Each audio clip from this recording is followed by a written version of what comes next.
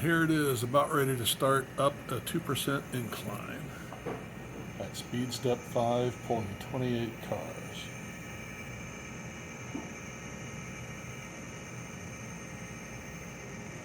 The loco is now on the incline. There's 28 cars coming around a 90-degree corner. That's a 15-inch curve, 15-inch radius.